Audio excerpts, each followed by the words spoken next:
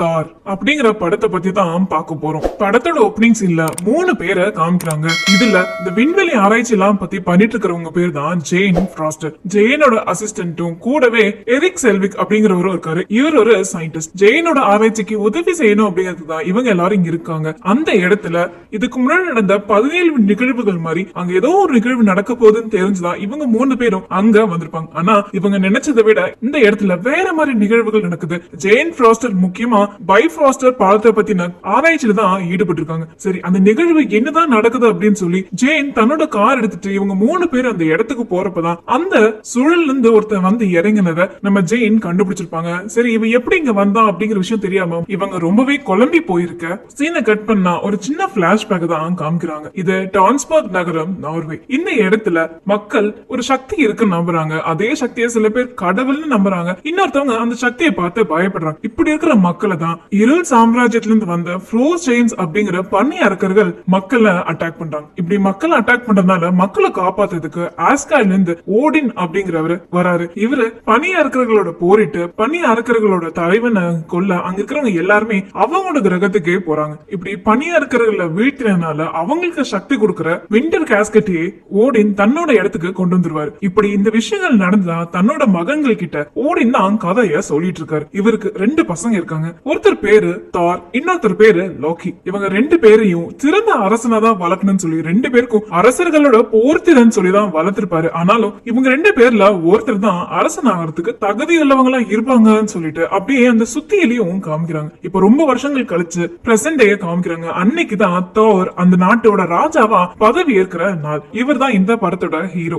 ஓடினும் தன்னோட மகனை ராஜாவா அறிவிக்க தாரோட கையில நட்சத்திரங்களோட இதயத்திலிருந்து உருவாக்குன ஒரு சக்தி உள்ள சுத்தியலையும் கொடுக்கிறாரு. இது பேரு மியான்லர். இந்த நாட்டையும் நாட்டு மக்களையும் நீ ஒரு சேர காப்பாத்தணும் அப்படின்னு சொல்லி ராஜா கிட்ட சொல்லிட்டு இருக்கும் போதுதான் ஓடினுக்கு ஒரு விஷயம் தெரிய வருது. பாதாள பொக்கிஷ அறையில விண்டர் கேஸ்கெட்ட யாரோ திருடுறாங்க அப்படின்னு. உடனே அங்க இருக்கிற டிஸ்ட்ராயரை ஓடினோட கட்டளின் பேர்ல அங்க இருக்கிறவங்க எல்லாத்தையுமே தடுக்க சொல்ல அந்த டிஸ்ட்ராயரும் அங்க இருக்கிறவங்க எல்லாத்தையுமே அழிச்சிருக்கும். இதுக்கப்புறம் தான் ஓடினும் தார், லோக்கி இவங்க எல்லாரும் அந்த இடத்துக்கு போய் பாக்குறாங்க. தார் ஓடின் கிட்ட இந்த மாதிரி பணியாளர்கள்ல இப்பவே நம்ம போரிட்டு அவங்கள நாம கொல்லணும் அப்படின்னு சொல்லி சொல்வாரு. அதுக்கு ஓடின் இல்ல இது அவங்க செஞ்சிருக்க மாட்டாங்க, எனக்கும் பணியாளர்களோட தலைவனுக்கும் ஒரு ஒப்புதல் இருக்கு, இது வேற யாரோ பண்ணிருக்கிற சதி மாதிரி எனக்கு தெரியுதுன்னு சொல்ல தார் அந்த இடத்துல சமாதானம் ஆகுற மாதிரி தெரியல.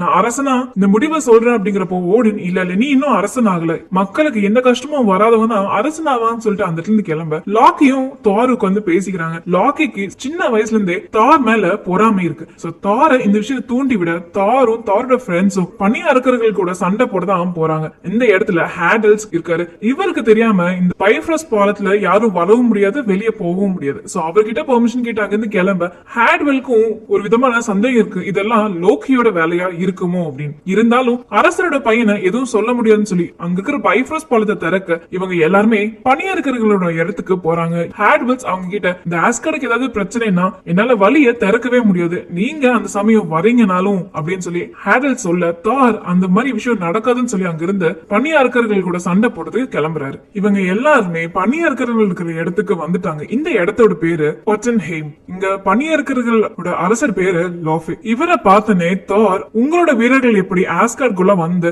கேஸ்கெட்டை எடுத்தாங்க அப்படின்னு சொல்லி கேட்க அதுக்கு லோஃபே எங்க ஆளுங்க ஒன்னும் வரல, ஒருவேளை உங்களுக்குள்ளேயே சில துரோகிகள் இருக்கலாம் அப்படின்னு சொல்ல தாருக்கு ரொம்ப கோவம் வருது. இதுக்கப்புறம் தான் அந்த இடத்துல பெரிய ஃபைட்டே நடக்குது. தார் ஒரு பக்கமா சண்டை போட லாக்கி தன்னோட மேஜிக்கை வச்சு அங்க இல்லிஷனை கிரியேட் பண்ணி அங்க இருக்கிறவங்களை ஏமாத்துறாரு. அது மட்டும் இல்லாம தாரோட ஃப்ரெண்ட்ஸ் அந்த இடத்துல செமையா ஃபைட் பண்றாங்க. அப்பதான் பனி அரக்கர்கள்ல ஒருத்தன் லாக்கியோட கையை தொட்டுமே லாக்கிக்கு ஒண்ணுமே ஆகல, அதுக்கு பதிலா லாக்கியோட கையும் பனி அரக்கர்கள் மாதிரியே மாறுது. இதை பார்த்துனே கொஞ்சம் குழப்பமாகிற லாக்கி திரும்பியும் அந்த இடத்துல சண்டை போடுறப்பதான் இவங்க எல்லாரையும் காப்பாத்துறதுக்கு ஓடின் அந்த இடத்துக்கு வர.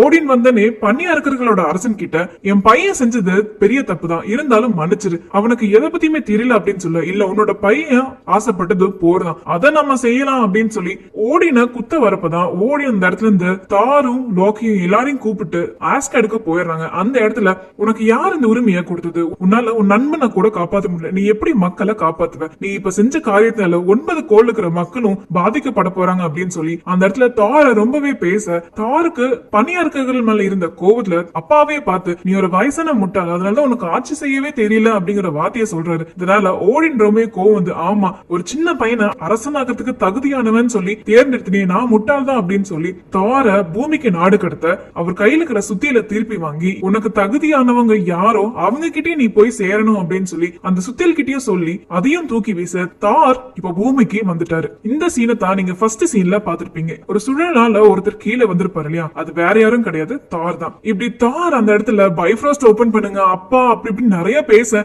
ஜேனுக்கு இவனை பார்த்து இவன் ஒரு குழப்பவாதி அப்படின்னு சொல்லி ஹாஸ்பிட்டல் அட்மிட் பண்றாங்க. இவங்க எல்லாருமே அங்க இருந்து கிளம்பினதுக்கு அப்புறம் தான் சுத்தியல் ஒரு பக்கமா வந்து விழுகுது. இப்ப ஹாஸ்பிட்டல்ல தார் தான் காமிக்கிறாங்க. தார் என்னையோட நீங்க கட்டி போட்டிருக்கீங்கன்னு சொல்லி அங்க இருக்கிற டாக்டர்ஸ் எல்லாத்தையுமே அடிக்க, அவங்க திருப்பியும் மயக்க மருந்து கொடுத்து தார படுக்க வச்சிருக்காங்க. இந்த பக்கம் மறுபடியும் ஜெயினும் எரிக்கும் அவங்களோட லேபுக்கு வந்து என்னென்ன நடந்துச்சு அப்படிங்கிற விஷயத்த பாக்குறாங்க. அப்பதான் அந்த போட்டோஸ்லயுமே தார் வந்து இறங்குறத கேப்சர் பண்ணிருப்பாங்க. சோ இதெல்லாம் எப்படி நடந்துச்சு அப்படிங்கறது அவனுக்கு தான் தெரியும் சொல்லி தார ஹாஸ்பிட்டலுக்கு போய் பார்த்தா அந்த இடத்துல தார் இருக்க மாட்டான். இவன் எங்க போயிட்டான், இவனை எப்படியாச்சும் கண்டுபிடிக்கணும்னு சொல்லி அங்கிருந்து வெளியே வரப்பதான் மறுபடியும் ஜெயினோட கார்லயே அவனை இடிச்சதுனால தார திருப்பியும் அவங்களோட இடத்துக்கே கூட்டிட்டு வந்திருப்பாங்க. இந்த பக்கம் அந்த சுத்தியல் விழுந்த இடத்துல ஒருத்தர் போய் அந்த சுத்தியல் எடுக்கணும்னு ட்ரை பண்றப்போ அவரால் அது முடியாம இருக்கும். மேற்கொண்டு பல பேர் அந்த இடத்துல வந்து சுத்தியல் எடுக்கிறத ஒரு சேலஞ்சாவே பண்ணுவாங்க. யாராலுமே எடுக்க முடியல அப்படிங்கிற பட்சத்துல அந்த இடத்துல தான் ஷீல்டு வருவாங்க. இவங்களும் அந்த இடத்துல இருக்கிற விஷயங்கள் அதுமே கேப்சர் பண்ண நேரா ஜெயினோட லேபுக்கு தான் போவாங்க. சோ ஜெயினோட லேபுக்கு போய் ஜெயின் கண்டுபிடிச்சது எல்லாத்தையுமே அவங்க எடுத்துட்டு வர,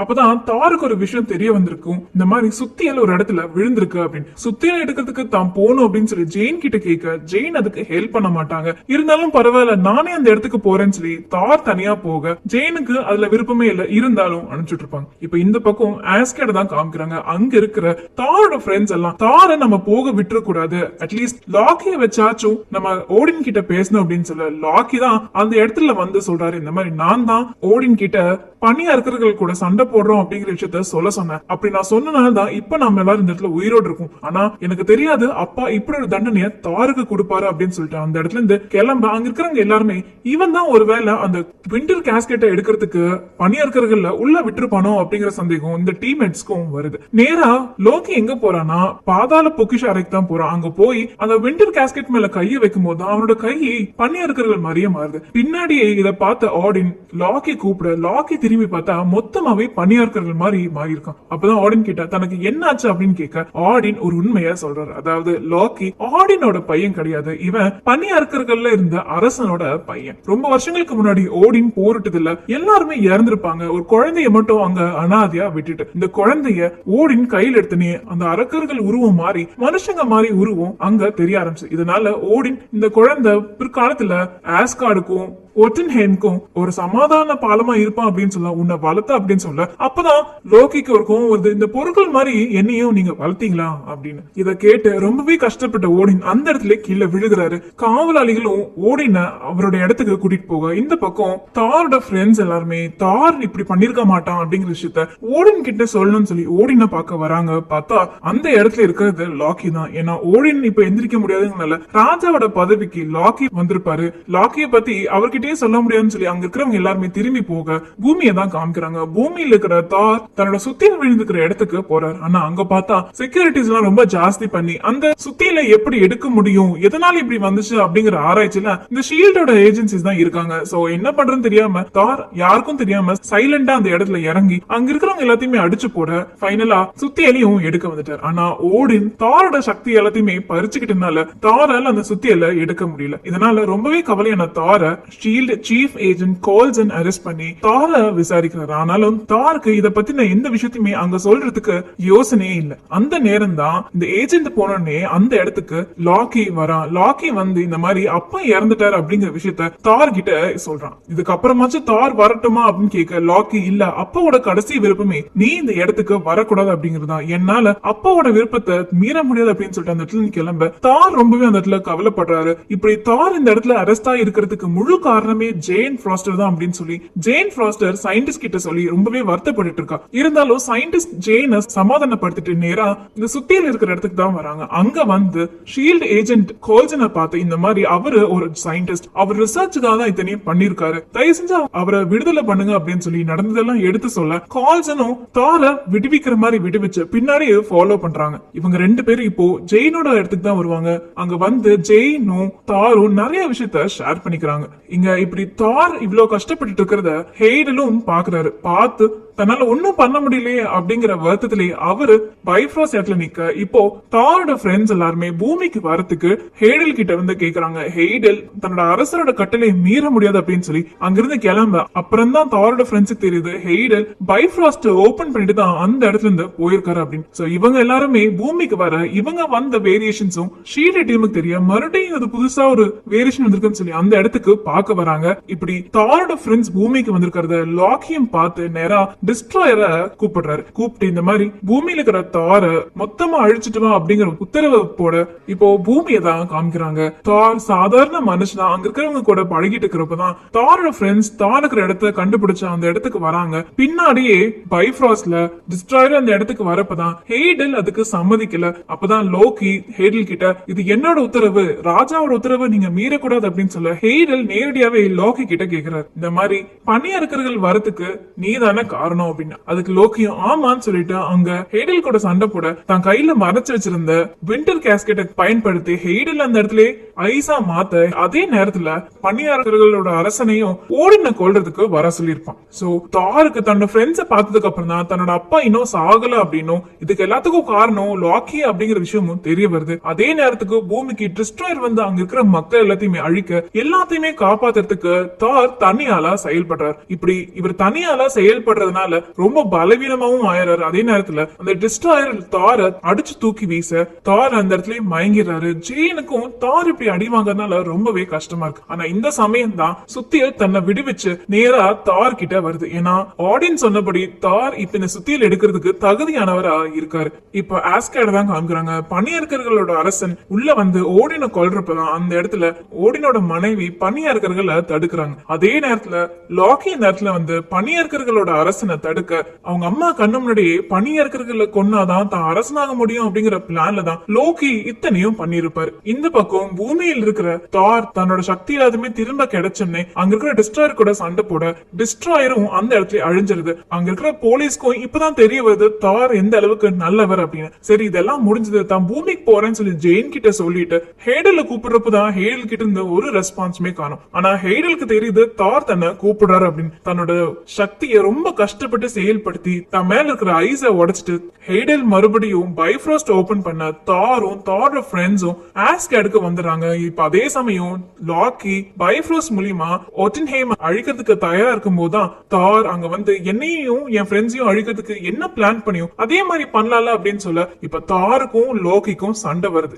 ஏன் அப்படின்னா லாக்கி மொத்தமாவே ஒட்டன்ஹேம் அழிக்கணும்னு நினைக்கிறான். ஆனா தார் இப்ப அது வேண்டான்னு நினைக்கிறான். ஏன்னா தாருக்கு இப்பதான் மக்கள் அடிக்கிறது எந்த அளவுக்கு தப்பான விஷயம் அப்படிங்கறது புரியுது. அது மட்டும் இல்லாம லாக்கிக்கு அரச கைப்பற்றணும் அப்படிங்கிற எண்ணம். சோ இவங்க ரெண்டு பேரும் அந்த இடத்துல சண்டை போட தார் பணியாளர்களோட மக்களை காப்பாற்றணும் அப்படிங்கிறதுக்காக அந்த பைஃப்ராஸ்ட் பாலத்தையே உடைக்க முடிவு பண்ணிட்டார். இதனால தாரால திரும்பியும் ஜெயினை பார்க்க முடியாதுன்னு தெரிஞ்சும் அந்த பைஃப்ராஸ்ட் பாலத்தை உடைக்கிறப்பதான் தாரும் லோக்கியும் அந்த இடத்துல கீழே விழுகிறாங்க. இவங்க ரெண்டு பேருமே காப்பாத்துறதுக்கு ஒரு கை வருது. யாரு அப்படின்னு பார்த்தா அது ஓடின் தான். அப்பதான் லோக்கி நான் இத்தனையும் பண்ணது உங்களுக்காக தான், நம்ம மக்களுக்காக தான் அப்படின்னு சொல்ல ஓடின் இதெல்லாம் தேவையில்லை அப்படிங்கிற விஷயத்த சொல்றாரு. நான் இத்தனையும் பண்ணது அப்பாக்காக தான், ஆனா அப்பாவே இத தேவையில்லை அப்படின்னு சொல்றாரு அப்படின்னு சொல்லி லோக்கி ரொம்ப கோவப்பட்டு தானாவே தன்னோட கைய அந்த ஈட்டிலிருந்து விட அவரு கீழே விழுந்துறாரு.